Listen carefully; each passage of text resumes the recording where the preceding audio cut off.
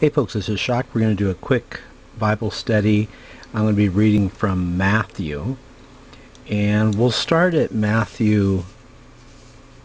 Let's start at Matthew 7. No, let's start at Matthew 10. We'll start there. And let me give you a little background on Matthew. They believe Matthew was a publican, or we would call him a tax collector today. He was a tax collector for the Romans.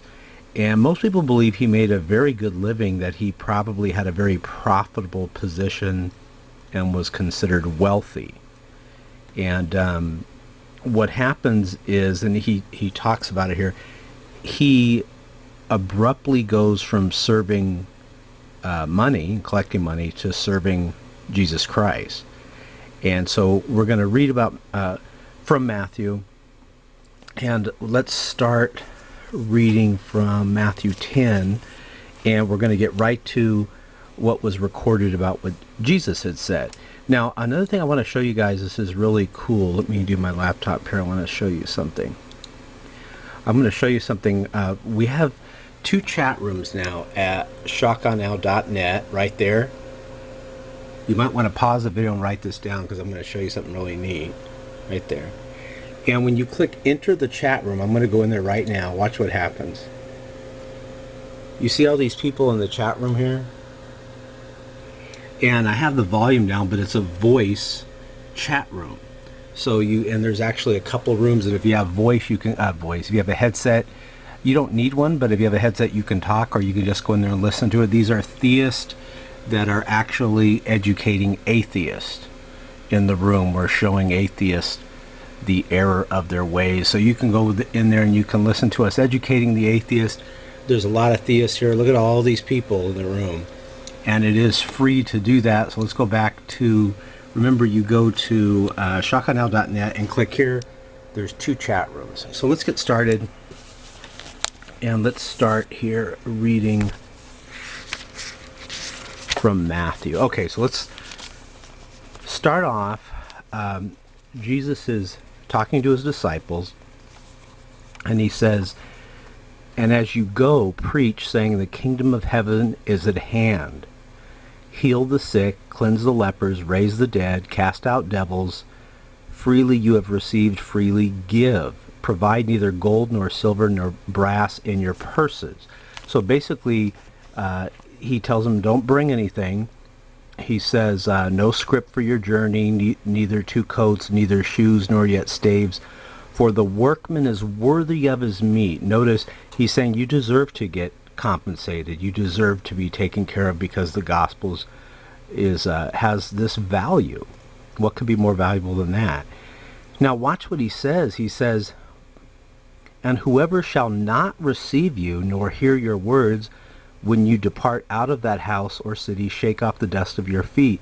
And then Jesus has a warning for folks that reject the gospel message. Look what he says. "Verily I say unto you, it shall be more tolerable for the land of Sodom and Gomorrah in the day of judgment than for that city." So it's interesting. There's a judgment that comes along to those that reject the gospel. And we know Sodom and Gomorrah was destroyed. And Jesus is saying that for the city that rejects the gospel, it's likewise even going to be worse than that. He says, "Behold, I send you forth as sheep in the midst of wolves. Be you therefore wise as serpents and harmless as doves." And then he tells them, "Be aware, though men will deliver you up into councils, they will scourge you in the synagogues. You shall be brought before governors and kings for my sake, for a testimony against them and the Gentiles." So he's telling them, look, you're going to suffer, but you're going to speak the truth of the gospel. He says, "But when they deliver you up to speak, when they deliver you up, take no thought of what you shall speak." In other words, don't worry what you're going to say. He says, "For it shall be given you in that time, that hour, what you shall speak." The Spirit will tell them what to say.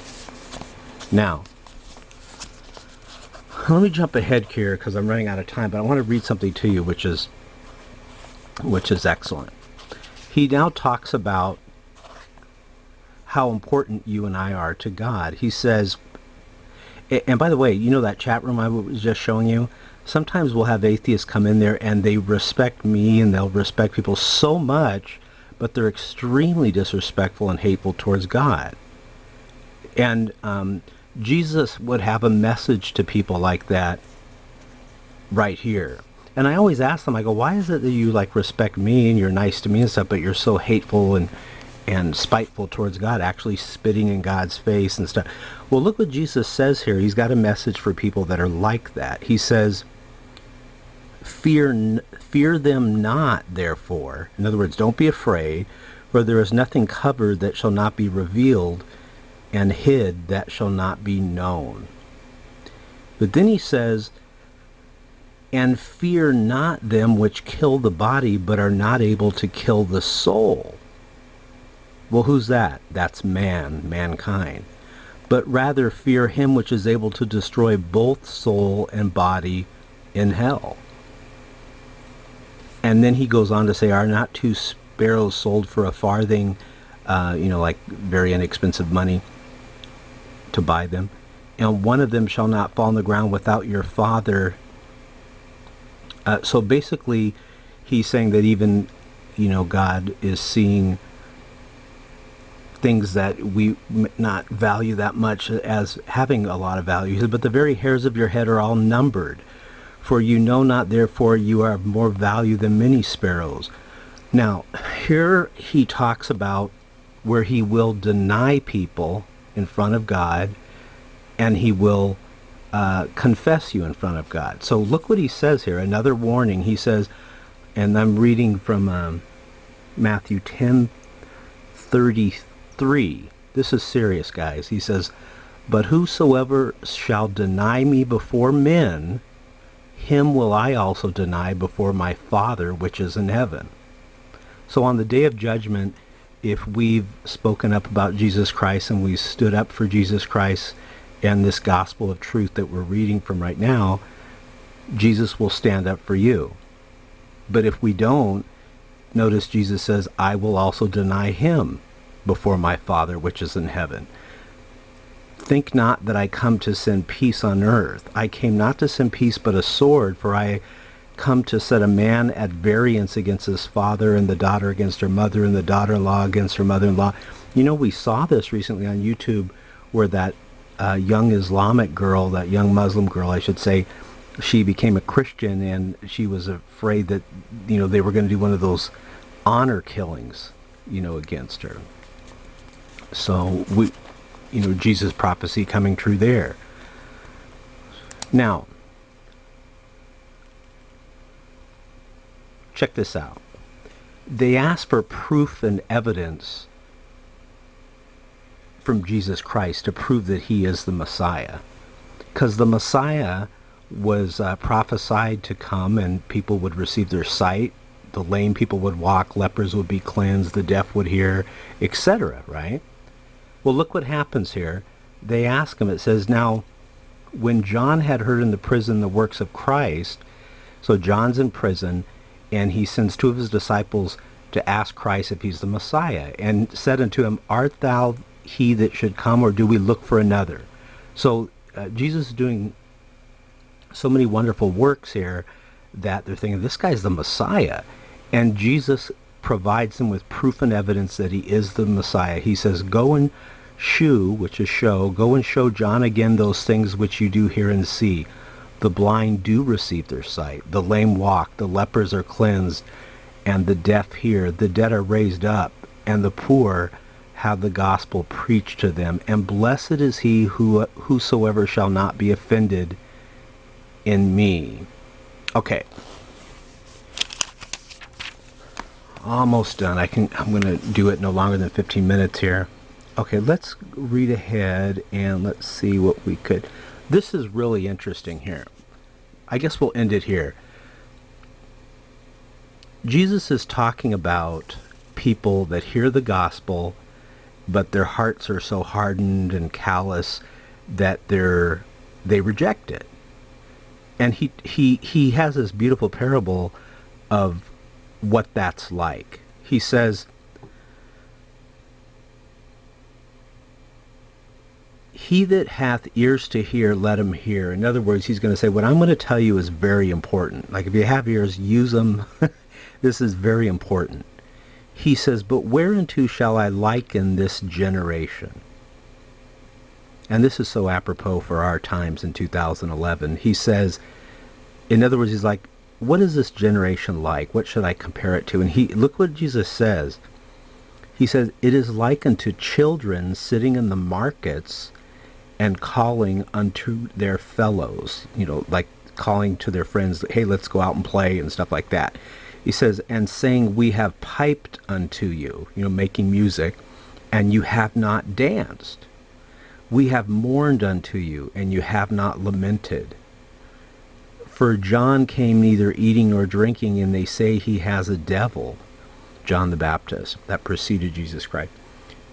The Son of Man, Jesus is always referred to the Son of Man, came eating and drinking, and they say, behold, a man gluttonous and a winebibber, a friend of publicans and sinners. Remember, Matthew was a publican, tax collector. But wisdom is justified of her children. And now Jesus starts prophesying, because he knows about these people, that they will be judged. And it says, then began he to upbraid the cities where most of his mighty works were done, because they repented not. So here Jesus is over there preaching to them to repent. Notice they repented not, and some of the cities weren't listening to him. So he starts saying, and he's basically saying it with a loud voice, woe unto thee, Chorazin, woe unto thee, Bethsaida. He's going through these cities. For if the mighty works which were done in you had been done in Tyre and Sidon, they would have repented long ago in sackcloth and ashes. But I say unto you, it shall be more tolerable for Tyre and Sidon at the day of judgment, there he is again with the day of judgment, than for you. And he goes through this, and he's basically lamenting about the judgment that will come upon them. Now, the people that accepted Jesus Christ as the Messiah, look what he says. Jesus stops, he says a prayer, he says, I thank thee, O Father, Lord of heaven and earth, because thou hast hid these things from the wise and prudent, and hast revealed them unto babes. So the people that were kind of haughty, arrogant, acting like they're all intellectuals and stuff, God basically revealed himself unto babes, the people that were innocent, that were humble, that were open to the gospel. Even so, Father, Jesus says, for so it seemed good in thy sight, all things are delivered unto me of my Father, and no man knoweth the Son but the Father. Neither knoweth any man the Father save the Son, and he to whomever the Son will reveal him. And then I guess we'll end it right here.